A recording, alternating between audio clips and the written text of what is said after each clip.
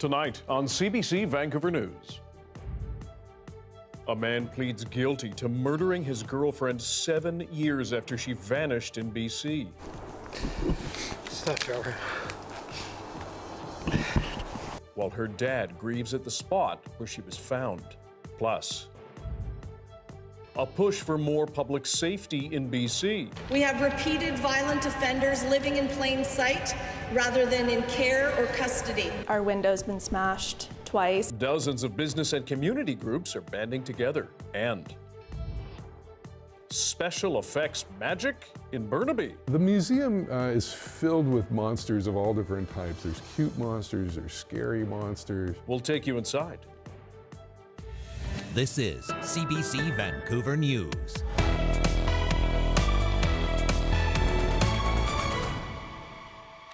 Good evening, I'm Dan Burritt. Thanks for joining us. 7 years after a woman vanished in BC's Shuswap region, her former boyfriend has now pleaded guilty to murdering her. Ashley Simpson disappeared in 2016. Her remains were found several years later. And as Brady Strachan reports, her father visited the spot where she was discovered after today's plea. And then we have that rock. Right, He's that right there. rock right there. Yeah. It's a solemn and emotional day for John Simpson and his family. The RCMP officers who found his daughter Ashley's remains here 2 years ago have led them back to this spot so they can see the place for themselves.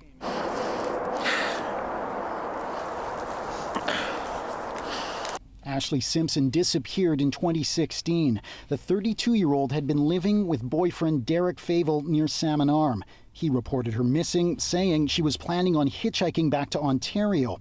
John and his family made multiple trips to BC over the next 4 years to look for her, to no avail.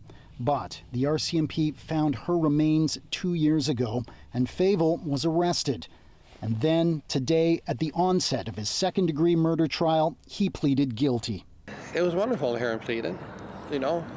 I just wish that he would have done it that week, and instead of waiting so long. Today, the court heard how RCMP investigators found Simpson's remains and tied them to Favel.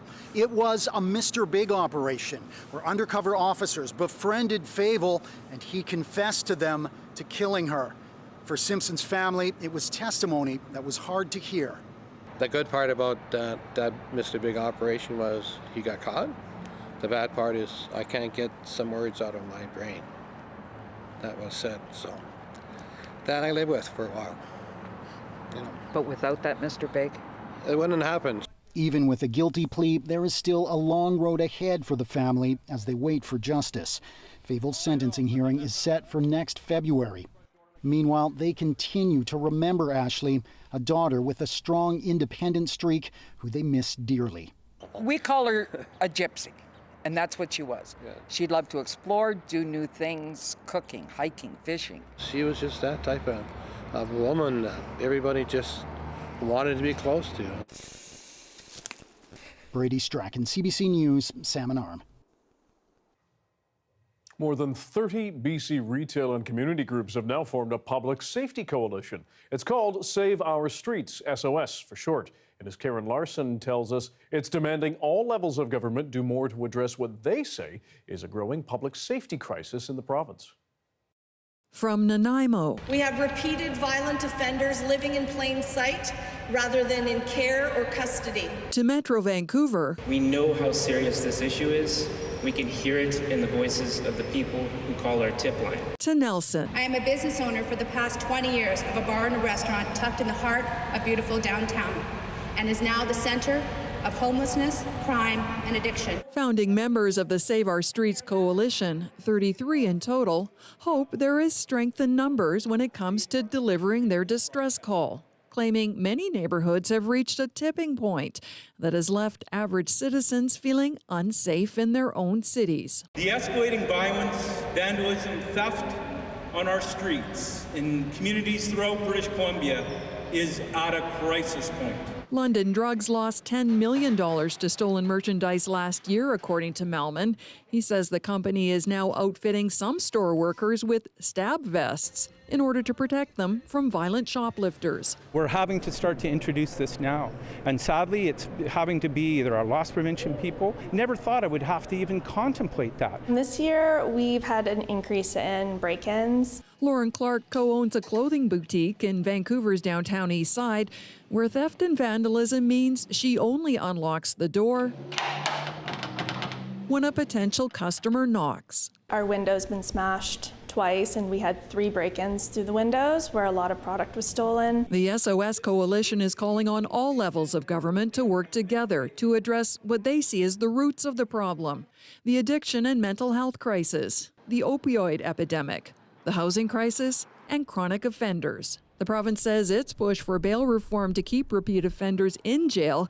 is proof it takes public safety seriously. Everybody deserves to feel safe in their community, no matter where they are in the province of British Columbia. Karen Larson, CBC News, Vancouver. The Canadian Public Policy Journal has published a study about how police funding correlates with crime rates, and they claim the results do not support more spending.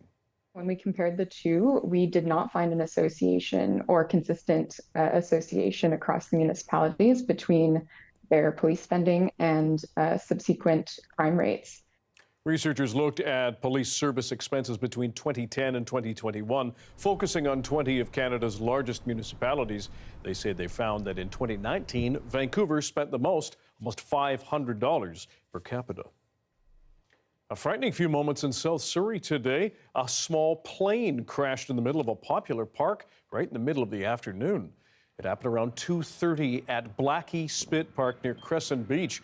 A small plane went down in a grassy wooded area near the shoreline. It burst into flames. Thankfully, the pilot managed to escape. Surrey Mounties say he was believed to be the only person on board. The man had minor injuries and taken to hospital.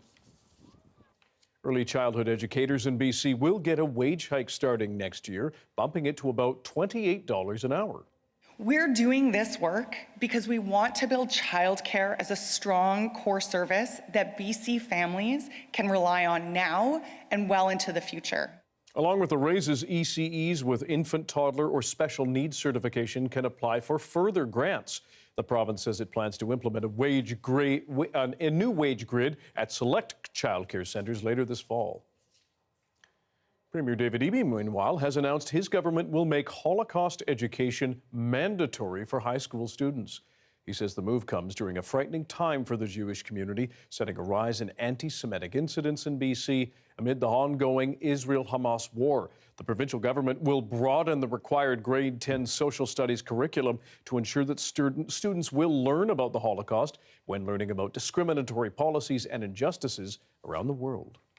Now, if we really want to fight hate in this province, if we really want to stand up to anti-Semitism, it is critical that we learn from the past, because we've seen this movie before, and we know how threats and hate can accelerate into violent acts. The provincial government says the changes will take effect in the 25-2026 school year to allow for consultation with members of the Jewish community and other groups. Cigarette butts are the most littered item in Vancouver. Many efforts over the years to curb the trash have been rolled out, but they've done little to help. The city now hopes peer pressure can help stop smokers flicking their butts into the streets.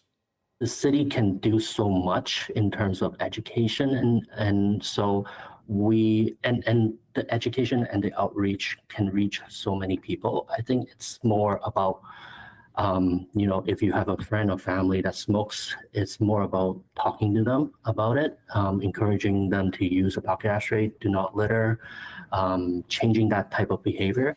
CBC News spoke with smokers in the city about how to properly discard their smokes. What goes through your mind when you hear cigarette butts #1 littered item in Vancouver? I believe it, and I think it's disgusting. What do you do? I put my cigarette out under my shoe, and then I put it in my purse or my pocket, and I get rid of it later. And when I'm really prepared, I carry a little plastic bag in my bag to put it into. What about those pocket ashtrays you get for free at community center? I haven't seen them in ages. I used to have one. My biggest concern is that the birds will pick up the cigarette butts, and I don't want to contribute to that. Yeah. Why do you think it's socially acceptable still to flick a cigarette butt on the if it's any other item of garbage, we'd be outraged. I don't understand that at all. But people do it all the time. Yeah. Nobody cares. Should the city do more to help with this issue? More receptacles, more advocacy, something? Certainly more receptacles, yes, because you don't see them. I mean, if there's a garbage can nearby, I'll put it out on that and put it in there, but you don't see the standing ashtrays everywhere. People do still smoke, unfortunately. Well, I have just a little foil package that I bought at a tobacco store, and you can just put a cigarette butt out here, and it's fireproof, so it won't catch on fire on you. So I go home and I just empty it. I usually put it back into my my pack, whatever pack of cigarettes or joints or whatever it is, and make sure that whenever I'm done with whatever pack was in there, I throw it in the garbage. Why do you think it's still socially acceptable to flick a cigarette butt? I just think the size of it, the fact this is such a small piece of garbage, makes people think that it's okay to just toss it everywhere. But if you multiply that by the billions, you get a lot of garbage. Final question is there anything more you think a city like Vancouver could do to make it easier to get your cigarette butt waste in the right place? Yeah, I mean, that's a hard one because you got to install like a bazillion amount of garbage bins for that specific purpose. But I guess that will be the main solution, to try to make sure that as much as we have, 3 or 4 different type of garbage bins, we also have one next to a 5th one for cigarette butts. That will be the best, because as long as you have a lot of places to drop it, there's a slight chance that people won't just discard it everywhere. If you ever saw someone like throwing away a cigarette butt right next to you, let's say, would you be the type of person who would be like, hey, that's littering, man? Yeah. Would you do that, or do you think that's awkward? Yeah, I mean, in general, we're living in a time where it's really difficult to speak to people about any subject without, being a Karen or whatever, slang we call it for people that complain for other stuff. Because, where everybody's so emotional and we're not so connected with each other. So I think that not only that issue, but tons of issues, it's hard to talk to other persons without, everything getting really agitated. So for the most part, no, I don't say anything to people when they're littering, yeah. Worth keeping in mind, technically anyone found throwing litter, including cigarette butts, onto streets can be fined up to $10,000. After 4 years, the Coastal GasLink pipeline is now physically finished. TC Energy Corporation says it has completed installing pipe along the entire 670-kilometer route from Dawson Creek to Kitimat. That pipeline is highly contentious, opposed by environmentalists and hereditary Wet'suwet'en chiefs. They argue the pipeline crosses territory that has not been ceded to the government and that pre-colonial governance structures are still responsible for that land. If you're keen to get out into the BC backcountry this year, the risks are going up as the temperatures go down.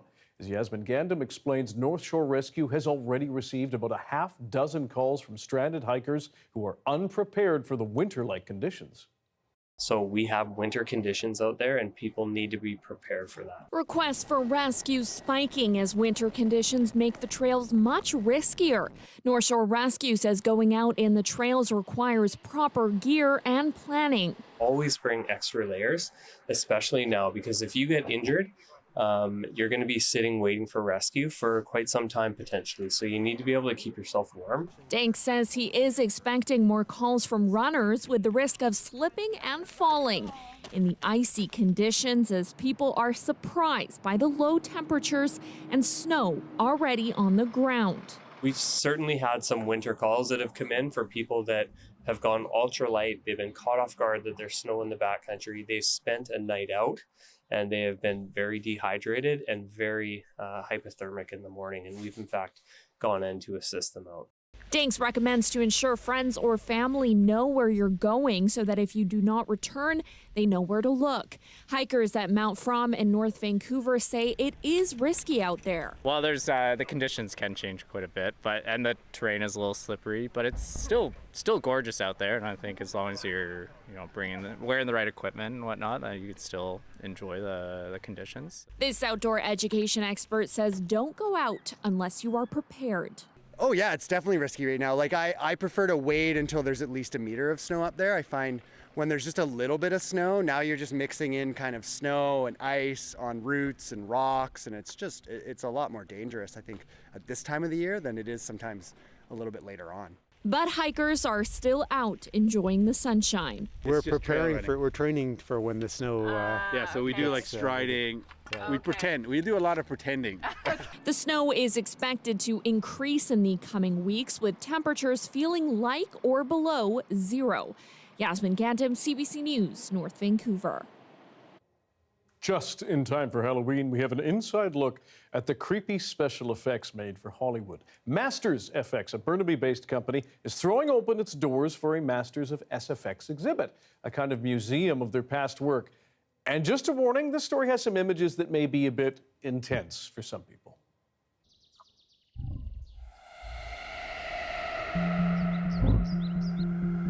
When we create monsters and characters and makeup effects, what we're trying to do is create a personality, to create a breathing, living type of being or character or replica human, something that's so believable that you don't know that your eyes are being fooled.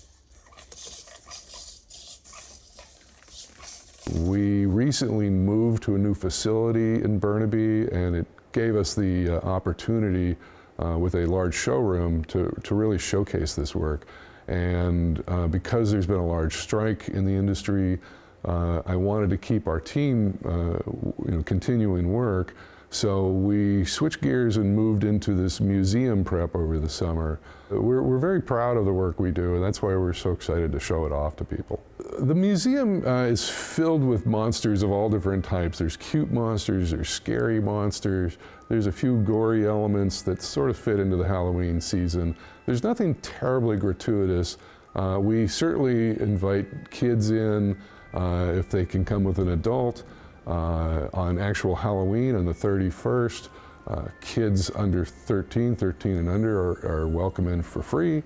We have 80 art pieces in here, so there's quite a lot to see. People that have been coming in have been staying for a half hour, staying for an hour, really as long as they wish, to really kind of bring in this type of work. They can look through some of the areas and see the actual monster shop where we actually create these things. You can see our digital printing center, you can see our paint room, you can play with animatronics. It's quite an encompassing experience, as well as a museum that you can view with your eyes. You can actually play with stuff and touch things and really experience what monster making is all about. So the doors are open until tomorrow. You can buy tickets online, but as you said, on Halloween, kids 12 and under are free. After that, they're going to close the museum, but plan to reopen it again in the future. And if you want to find out more and get tickets, head to the website mastersfxmonstermuseum.com. Darius Madavi joins us ahead of Halloween. The first look at the weather. Horror, that kind of stuff, is that your scene? Oh, I don't love horror. No. No, but this is the jump scare that's the problem. I would totally go see that. It is cool, incredible. Isn't it? Oh, yeah. The animatronics? Yeah, looks incredible. Mm-hmm.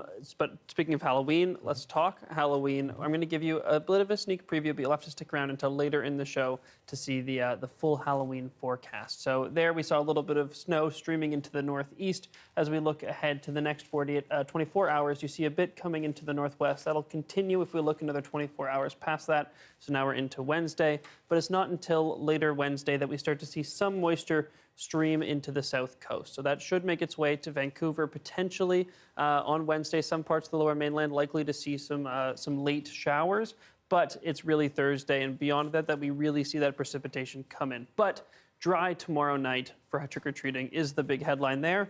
In terms of lows, we are getting quite chilly still, but it has come up from where we were. So we're not looking into the negatives. We're not seeing below zero anymore, but across the southern parts of the province, we are getting just a little bit warmer, which is a bit of good news. If we look at our lows for tomorrow, they are still very chilly. We see some of that cloud start to move in, but this is not the temperatures we're going to see trick-or-treating. This is much later in the day that we're going to be seeing temperatures that low. So still, it'll be quite a bit nicer, although once again, wait till later in the show.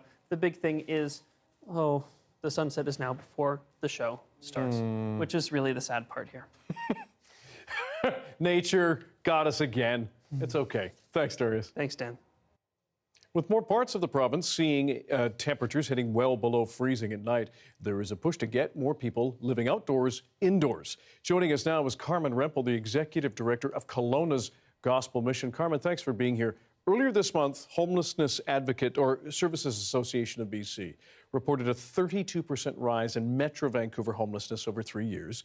What are you seeing in Kelowna? Kelowna, it's the same story. We're seeing it all across the province, both in our big urban centers and in our rural communities. Homelessness is on the rise, not just in BC, but across the country. Now, every year, cold weather signals the need for more shelter space, but homelessness, as we know, is a year-round issue. What solutions are you pushing for now and the rest of the season? We're always pushing for more housing. All your housing advocates, shelter providers are going to be singing the same song, which is that emergency temporary winter shelters are not a solution to the problems that we're facing. What we need is housing, a diversity of housing options that are accessible for people no matter what struggles they have, what goals they have for themselves. Is there anything happening in Kelowna right now? We have seen some stories about some smaller sort of mini modular houses. Anything beyond that that's happening in your community? Every winter, we go through the same process around this time, where all of our outreach teams are starting to scale up what they're doing. So we've got sock drives because providing basic winter essentials for people who are sheltering outside becomes of utmost importance right now. So we are scaling up our outreach teams, providing basic needs to people who have to be outside, as well as the different shelter providers take this time of year to look at their internal capacity and see what they can do to increase the capacity they have in their current shelter spaces. How much capacity do you have right now? That's the burning question that we're currently asking ourselves. Can you give us a number? How many people could you shelter on any given night? Well, currently, so the Gospel Mission is one of several different organizations in Kelowna who provide emergency shelter. So we operate two shelters year-round. Both have the capacity for 60 people at each shelter. And then traditionally, we've done emergency winter mat programs as well. So we're looking to see if that's possible for this year. This was impossible for us to do last year. Actually, no shelter providers in Kelowna were able to start up an emergency winter mat program last winter, and that was just due to the labor shortage. And how does staffing requirements for housing units compare to what is needed, for example, to run a shelter? Super glad you asked. One of the reasons why housing is superior to shelter is because it actually takes less to operate them. In my low barrier emergency shelter, we have 6 resident support workers who are on staff pretty much 24 hours a day, a little bit less at night. Plus we have management, facilities, all those different things. When you've got a housing, supportive housing unit, you're going to have 3 people on staff at a given time instead of 6. So housing is not only better for those who are accessing these services, but for the service providers, we can do more with less when we're doing housing instead of shelter. Carmen Rempel, Executive Director of Kelowna's Gospel Mission, we appreciate your time and your perspective. Thank you. A Vancouver man has now run 200 laps around the elementary school he teaches at to send a message to Ottawa. As Michelle Gomez shows us, he's urging the federal government to follow through on a promise of a national school food program.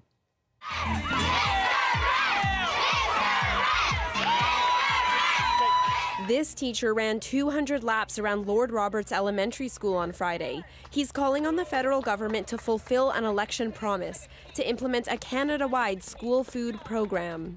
In distance, he ran more than 2 full marathons over the course of 12 hours. The Government of Canada in 2021 committed $200 million a year to develop a national school food program. And we're ready for it. My students are ready for it. This country is ready for it. Friends, family, and students showed up to support. It's important for all kids to have some food. Healthy food, yeah. Why are you here today? because I wanted to support my uncle. Lord Roberts has their own meal program. It's made a world of difference for Francesca Marie, whose child is in 7th grade. We're struggling to provide food for our kids. We're struggling to buy grocery every month and so forth, right? I didn't plan for my illness to happen. I had no idea that it was going to happen. And so having something like this gives me as a parent that peace of mind. With rising inflation, Mansfield says this program needs to come sooner rather than later, especially since Canada is the only G7 country without a national school food program. Michelle Gomez, CBC News, Vancouver. Having a sick child is nerve-wracking at the best of times, but a hospital visit isn't always necessary. When to stay at home or go to a clinic in our live interview after this break.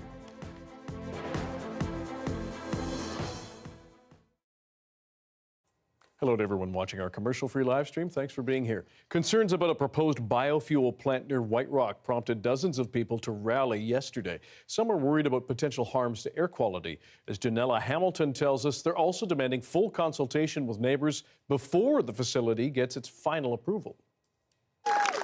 Hundreds of residents from White Rock in Surrey protested at Peace Arch Park Sunday, about 500 meters from the location of a proposed biofuel plant slated to be built on Semiahmoo land. They worry about the potential long-term effect gases from the facility might have on nearby neighborhoods. I think we need to lend a voice to this and make sure that more and more people understand what it is, what the effects or possible effects it could have on the community, as well as the adverse effect to the environment, as well as us and our children. The proposed plant is a partnership between the Semiahmoo First Nation and Andion Global. The facility would be built on a parcel of largely untouched land just north of the Peace Arch border crossing between Highway 99 and Boundary Bay. This is the biggest wildlife reserve in all of Western Canada, all of Western North America. David Hancock is a wildlife biologist who has been studying eagles in the area for more than 70 years. The Little Campbell River that runs through here is a small stream, but it's incredibly productive for salmon. And it all is why there are so many eagles here. It's a rich ecological system. Many say it's the right idea, but the wrong location. It belongs in an industrial area. The Semiahmoo First Nation says the project would provide unprecedented economic opportunity. I certainly applaud the Semiahmoo First Nations for striving and improving their economic activity for their band, but it needs to be done in a way that's more conducive to the neighborhood. Jim Gauk is a former MP and volunteer firefighter. He lives about 900 meters from the proposed location. Recently, I found out I had mesothelioma, and one of the things that I have going for me is I live in an area that has some of the cleanest pure air there is, and now they want to build this biofuel. Andion has acknowledged the possibility of unpleasant smells coming from the plant, but says it would have minimal impact on residents. They have told us the facility will operate at full force in the winter when we don't go outside. These protesters say they will continue to rally against the project until there is proper consultation with those who live nearby. CBC News has reached out to both Andion and the Semiahmoo First Nation for comment. Janella Hamilton, CBC News, Surrey.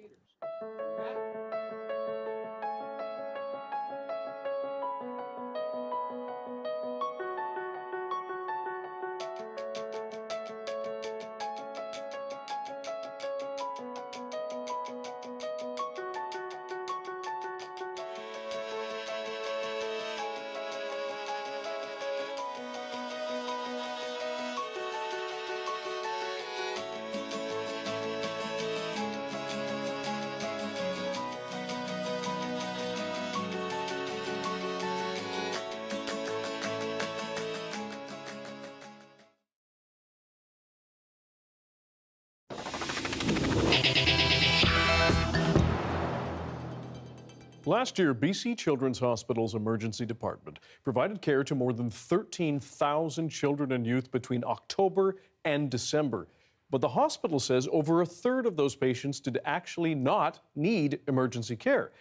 Though having a sick child is scary for parents and guardians. So here to hopefully clear up some worries and get some more information is Dr. Garth Meckler, Division Head of Emergency Medicine at BC Children's Hospital. Doctor, thanks for being here. First of all, what illnesses and symptoms actually warrant a trip to your emergency department? Thanks for the question, Dan. It's a difficult question to answer succinctly. Of course, there's a range of medical conditions.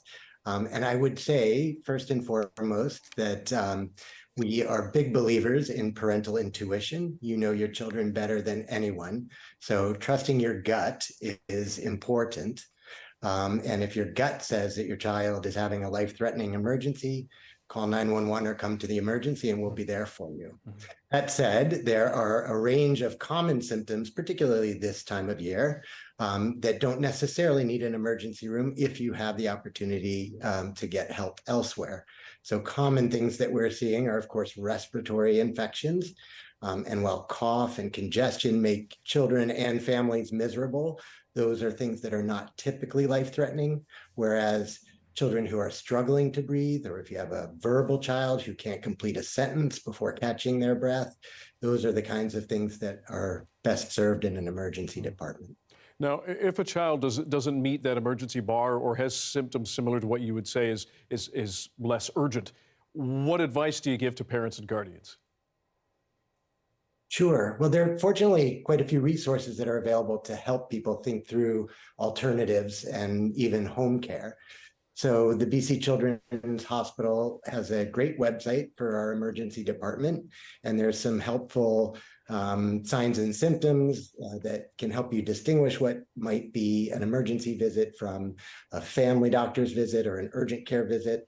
There are information links on HealthLink BC.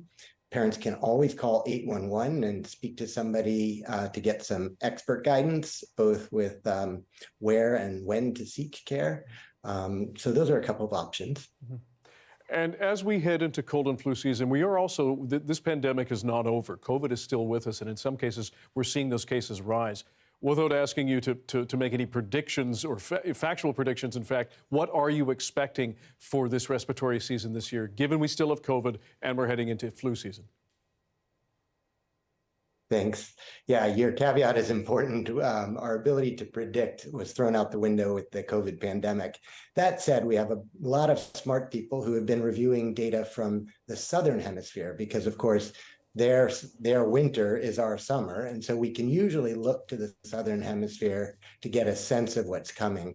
And so we've been looking at data from Australia, New Zealand, and South America, and we are expecting an increase in viral infections, both COVID and then the common viruses that we see every fall and winter, such as RSV and influenza. And based on activity in the Southern Hemisphere, we expect that we will see unseasonably high volumes early, sort of as we did last year in the viral surge that you've reported on. Dr. Garth Meckler, we appreciate your time and your expertise. Thanks for joining us. My pleasure. Thanks for the opportunity. Now, another medical concern at this time of year, as we mentioned, COVID cases rising again.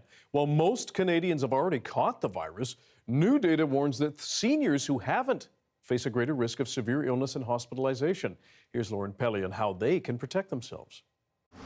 Most people in Jack Miller's family have had COVID by now, but at 74 years old, he's still trying to avoid it. I've been very conservatively cautious and aggressive in making sure that I had all my vaccinations. I've had 8 shots so far. And he's not alone. A study published Monday in the Canadian Medical Association Journal suggests infection rates remain lower for many seniors. Roughly 4 in 10 people aged 80 and up still haven't had it, compared to just 2 in 10 kids and younger adults under the age of 50. And compare it in those 80 years of age and older. The findings are from a research team in British Columbia, based on blood samples taken throughout the pandemic. The lead researcher told us the risk of severe disease or death from COVID has dropped across the board, but their data suggests seniors have a higher chance of hospitalization when they catch COVID for the first time. Future first infections in that group can still contribute substantial disease burden. Medical experts say the key takeaway is for seniors to stay up to date on their COVID shots, since getting vaccinated can further reduce someone's risk of serious illness. Age should be the primary risk factor targeted.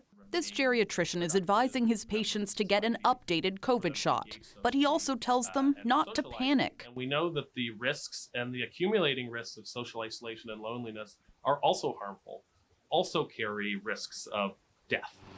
That's the approach Miller is taking as well. I've decided you got to live with it, but you can't throw caution to the wind and just ignore it.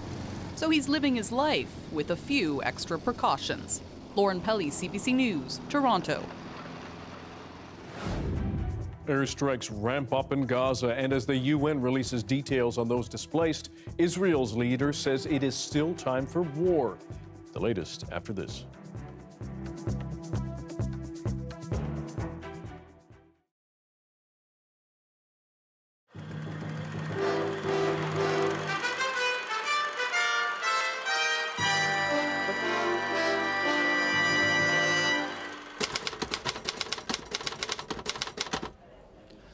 When I first started working here, the majority of people in the newsroom smoked. No longer. People are quitting left, right, and center. And they're not being quiet about it either. They complain about secondary smoke. And horror of horrors, this week it looks like there's going to be a vote to ban smoking in the newsroom. I've got to get some ammunition. I say the individual should be left to make up his own mind whether or not he smokes. Unfortunately now there's a very aggressive anti-smoking campaign which is trying to turn smokers into a breed almost of social lepers. Stephen Ayres doesn't smoke, but will defend my right to the evil weed. He heads a group, largely sponsored by tobacco companies, which is fighting back against anti-smokers. Well, for many people, a cigarette, tobacco is a way of coping with life, it's a way of concentrating the mind, and for many people working to deadlines, for example, a cigarette is a way of getting down to the job. And in fact, there is evidence now to suggest that smokers are marginally more productive than non-smokers. A survey in Minnesota found this, much to the anger of the survey sponsors who are anti-smokers. Ayres doesn't question claims that smoking is dangerous for the smoker, but would like to see areas set aside for smokers rather than an outright ban. And he thinks smokers should start fighting back against campaigns like Cold Turkey Day. Last year, we ran a national Busybodies Week. So we had Don't Smoke Day on Wednesday, but on Monday we had Don't Drink Alcohol Day. Tuesday was Don't Put Salt on Your Dinner Day. Thursday was Don't Eat Butter Day. Friday was Don't Take the Dog for a Walk Day. Saturday was Don't Watch Boxing Day. Our day was Sunday, a day of rest, a day for minding your own business and living your own life as you, the individual, thinks best. It would seem that Ayres has some pretty persuasive arguments. There's only one problem. It looks like the non-smokers are going to win the vote in the newsroom. But what the heck? I can adapt.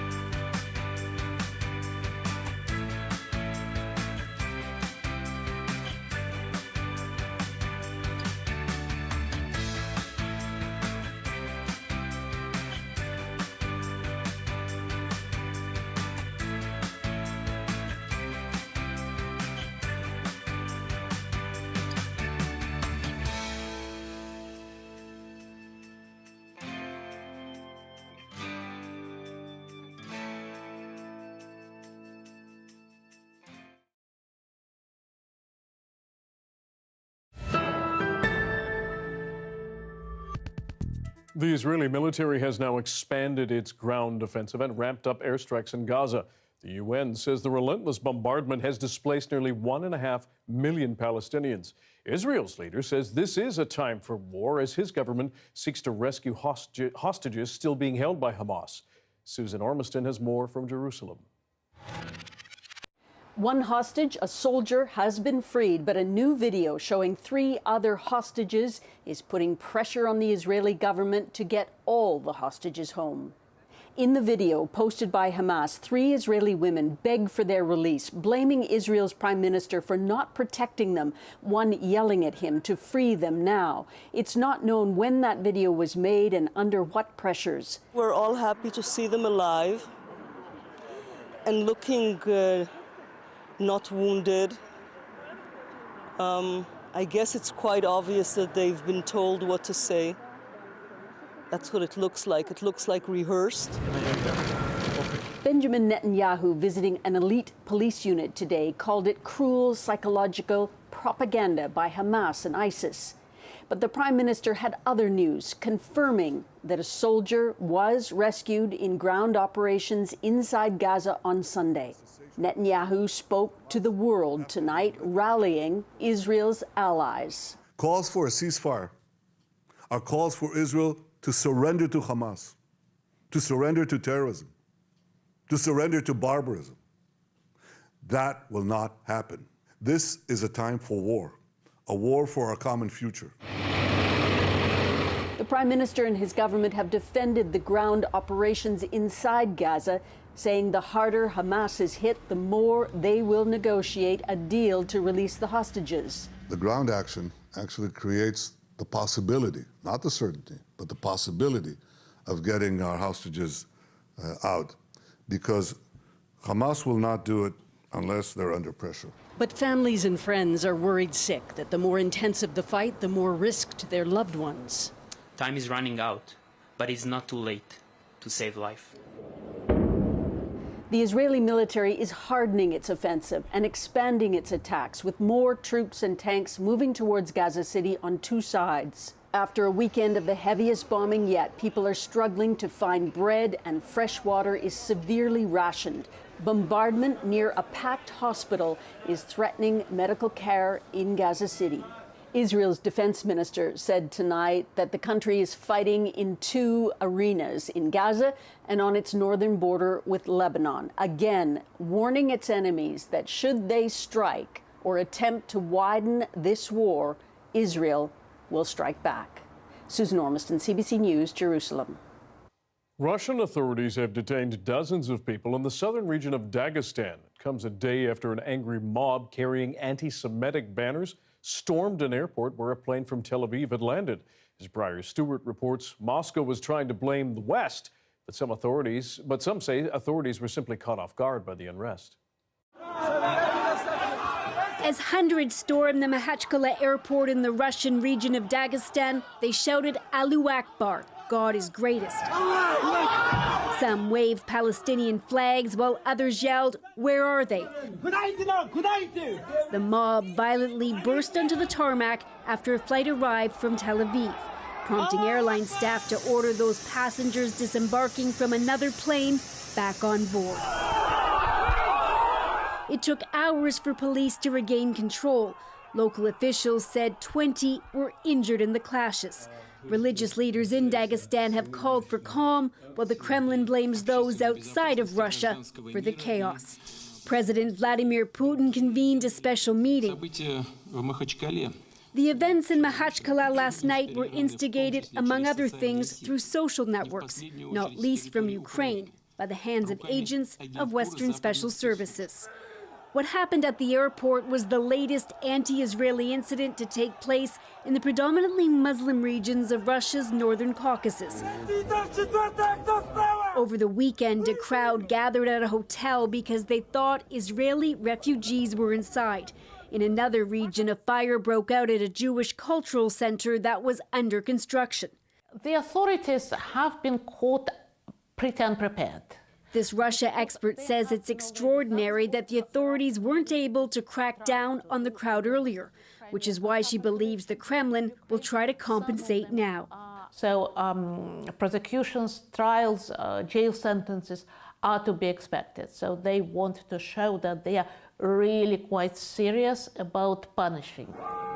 She believes the rising tension in the North Caucasus isn't representative of the rest of the country.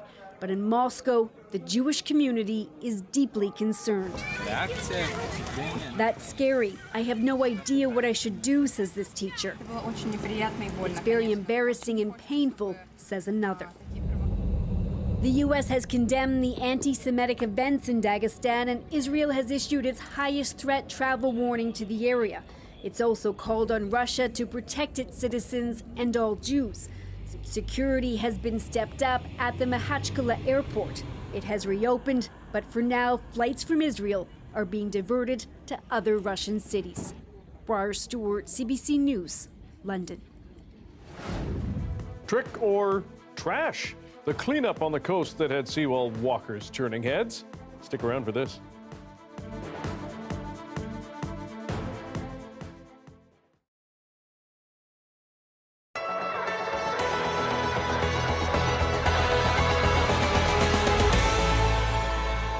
Dear Premier King, we need your help.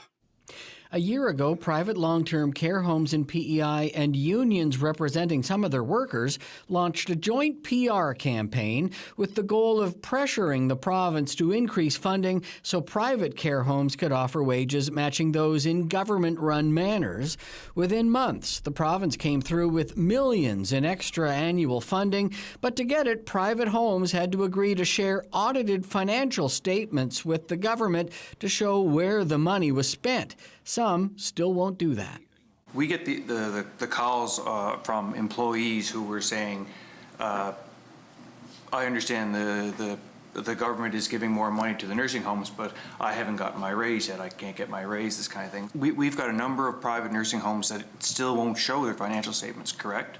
What I can say is one group of homes has not signed the most recent contract, so they were not eligible for any of the increases in the previous contract, and nor any increases going forward until that's resolved. This week, the Department of Health wouldn't tell CBC what homes it signed contracts with or which group of homes is holding out. I think the concern would be from the private operator's perspective that I think they're looking for guarantees for that information not to be shared into the public domain because it may compromise their commercial interests. Duff is also CEO of the McLeod Group, which operates 2 long-term care homes in PEI and more in Nova Scotia and New Brunswick. The company already shares financial information with those provinces and signed on for the extra funding from PEI. So we are now required to provide our financial statements to government so that they can see the money's being received from government and the money's going out to run our homes, including the wages, benefits, and all the other costs that I mentioned before, like food and heat and accommodation. A report last week looking at the impact of the COVID pandemic on long-term care recommended the province provide even more funding to level up private care homes so staffing, wages, and infrastructure are on par with public facilities. But one of the unions that was part of that campaign calling for more funding a year ago sees things differently today. Why waste time, energy, and resources in improving the private sector so that people can profit off of healthcare when the obvious solution is get rid of the private sector, put it back into the public sector where it belongs? CUPE says one of the most frustrating parts of all this is just the overall lack of transparency. There's little information as to which long-term care operators have signed on for the new funding and which haven't, leaving many workers in the dark as to whether they should expect a government-sponsored raise anytime soon. Kerry Campbell, CBC News, Charlottetown.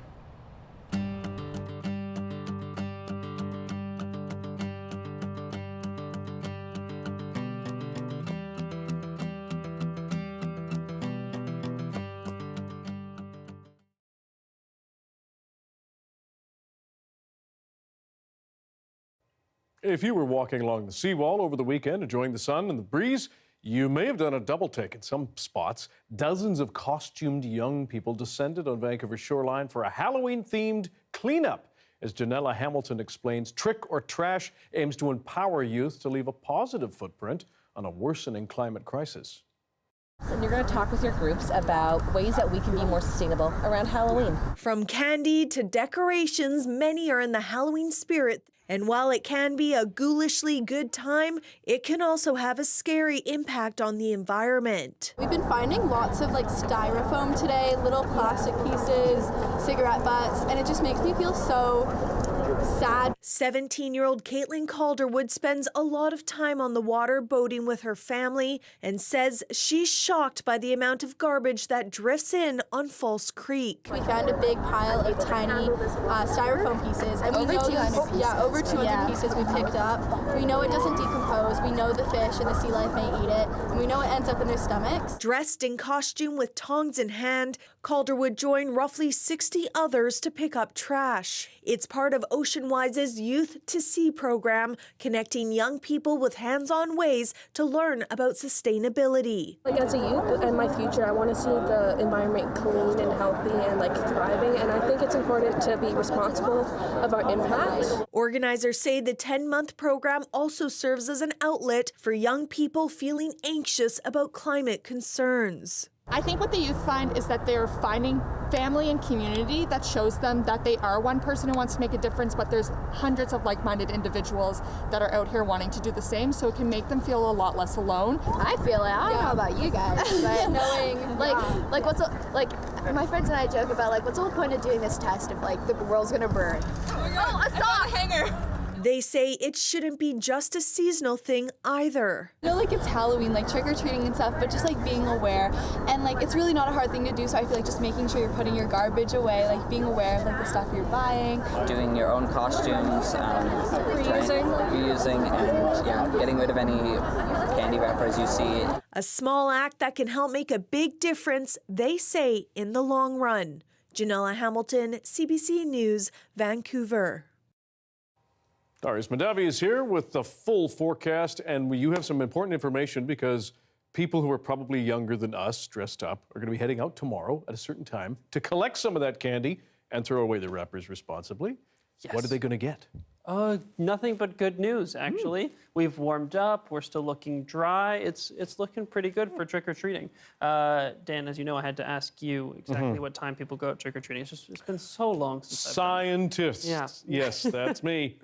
So this is 5 p.m. We're looking still pretty nice and warm, over 10 degrees here in Vancouver. Some other places looking a little bit chillier, but warmer than we have been. So, let's look on the bright side. If we look ahead to around 6, staying around 10, the further we go in the day, it does start to cool down a little bit, but we're staying above 5 degrees here in Vancouver. Across most of the island, it's a similar story. We're staying at least not in the negatives. We're still in the pluses, so that's good news. And then we, as you'd expect, chill out a little bit as we do get closer and closer to 9 o'clock. So maybe do your trick-or-treating on the earlier side so that you don't have to have a heavy jacket over your costume. But no snow pants needed is the good news here, because across the province, we're looking dry. If we look ahead here, this will take us to around when you'd go out trick-or-treating.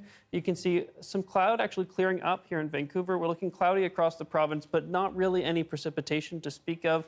A tiny bit of snow up in the north, but not really a concern. And then here by the end, again, just clear skies, a little bit of cloud in other parts, like in the interior, but for the most part, pretty good night to go out trick-or-treating. It's not until Wednesday, late at night, that we see some more rain start to sweep in. So here you can see in the evening, we get some rain, and that gets heavy at times, and then turns into a band of snow, and so it gets into the chillier parts of the province. But our highs over the next few days, staying relatively high, not much change happening. We are warmer. Once again, you can see not much blue happening, unlike where we were at last week at this time. So some good news and some nice warmer weather back at seasonal, which is good news because we were quite chilly for quite a while. You can see a little bit of cloud starting to build in tomorrow ahead of that rain that's going to be coming Wednesday. But for the most part, still looking like a good amount of sun across the province. And lastly, here in Vancouver, we do see that cloud tomorrow. It's not until Wednesday we see those showers come in the evening, very heavy rain overnight, holding into Thursday, and then we clear up a little bit on Friday until the showers return, likely in the evening. So, good forecast for Halloween. I was going to say, very nice timing for tomorrow. The kids, thank you. Oh. Cheers. Bye, Dan. Coming up, we speak with the legendary filmmaker John Waters and find out why he's in town. Stick around.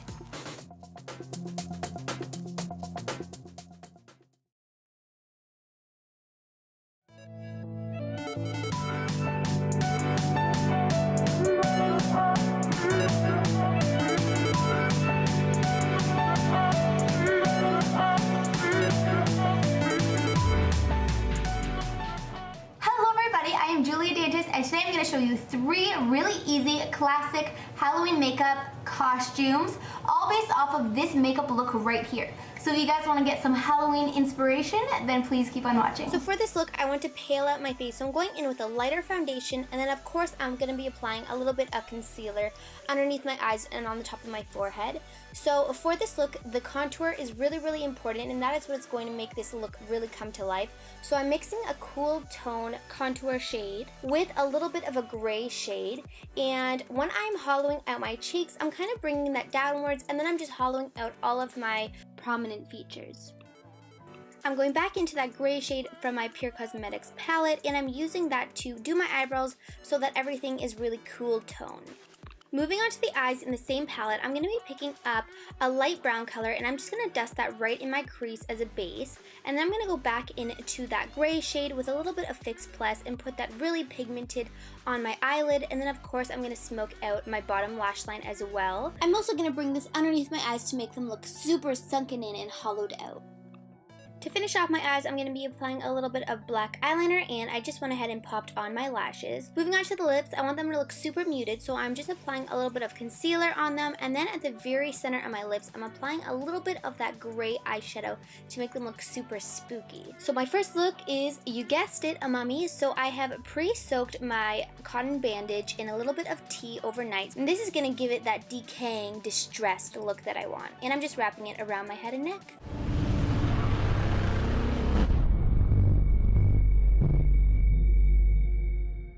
Moving on to look number 2, we are going to turn this mummy into a scary vampire. So I'm just swapping out my lipstick to really sell this vampire look. And I'm also going to shade in my lips with a little bit of black eyeliner to give it that really ombre effect.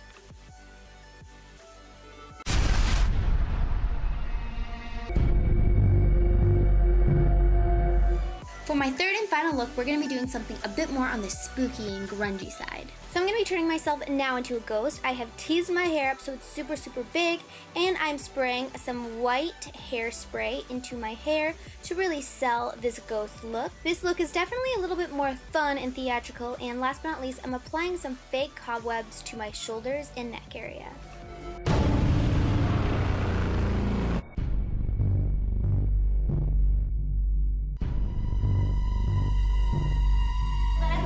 Three favorite last minute Halloween costumes based all off of this makeup right here, which was super easy to achieve. It's crazy how your hair and your costume can change the whole vibe of your makeup, right? And if you guys want to see more from me, check out my personal channel at Julia Dantas Beauty, and I'll see you guys in the next video. Bye!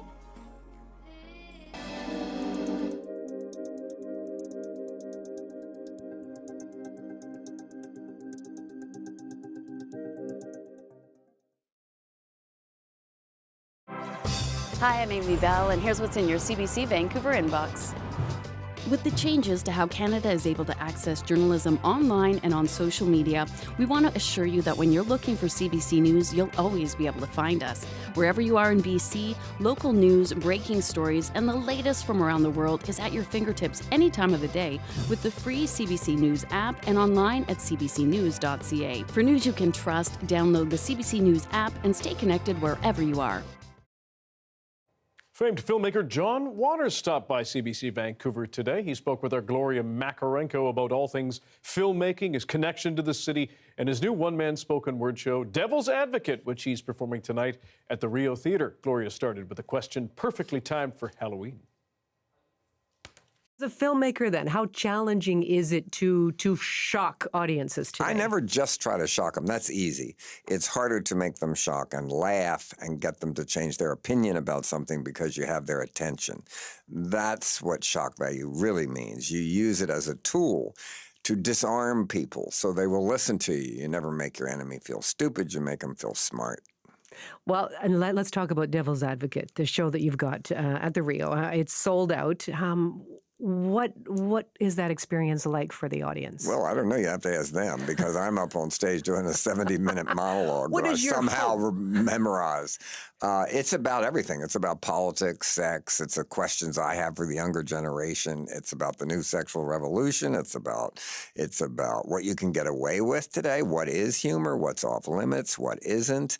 The new self-righteousness of the left and the ridiculous closed mind of the right. So how it's radical to be in the middle these days. So what was the show like last night here in Vancouver? It seemed to go very well. I got a lot of laughs. That's it. My audience is great everywhere.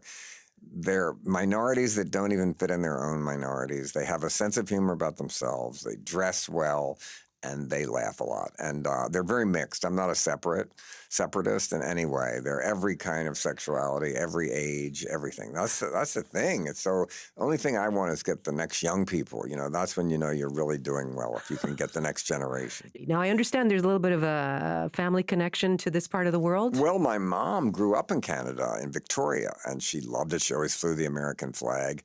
And I was always obsessed by Glenn Gould. So those two things always made me feel very good about Canada. And I always have been to the Toronto Film Festival. And I remember when they made the movie of the musical of Hairspray, they shot it in Canada. And I thought, how dare they not? There's nowhere that looks like Baltimore. And then I went to it looked exactly like Baltimore where they shot it. I was so proven wrong. A lot of movies now in Vancouver, star Vancouver. We're not hiding it. We're not trying to be anybody else anymore. Yeah, you're just trying. Well, Baltimore, all my movies, Baltimore was a character in my movies. I made all of them there. So, I mean, I've shot scenes in different cities, but all my movies take place in Baltimore. Yeah, but it is a character in my movies, and the town you live in should be a character in your movies. And, I always say, don't leave where you were born, just make it better. Right. Well, I hope you're inspired to shoot something here soon. Well, no, I probably won't because I'll shoot it in Baltimore. Okay. They always take place. Okay. Maybe, and if I shot it, took place in Vancouver, I'd find a place in Baltimore that looked like Vancouver and shoot there. That's a mustache. Thanks for joining us. You can watch this newscast on CBC Gem, our free app, on YouTube, and our website, cbc.ca/BC. Tanya Fletcher will have your next local news at 11 o'clock, right after the Nationals. Good night.